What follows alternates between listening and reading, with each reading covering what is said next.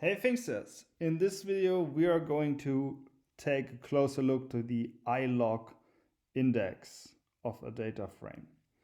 So here we read our CSV file into our data frame again, and then we retrieve a value from it with the iloc index. And it's -1, -1.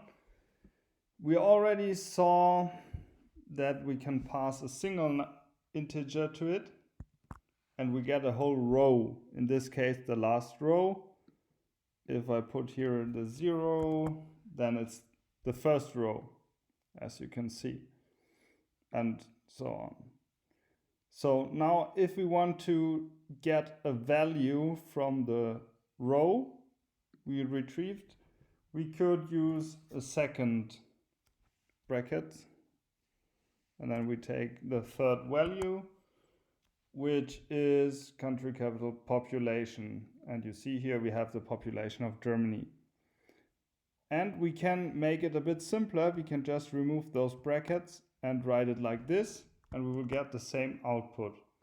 You see, or Berlin, that's the second value, right? So we have in the first place the row value here, the row.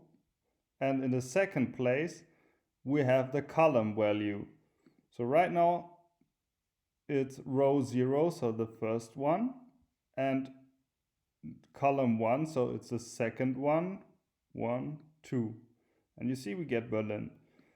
And if we take the last row and the last column of the last row, what do we get? We get the area of India.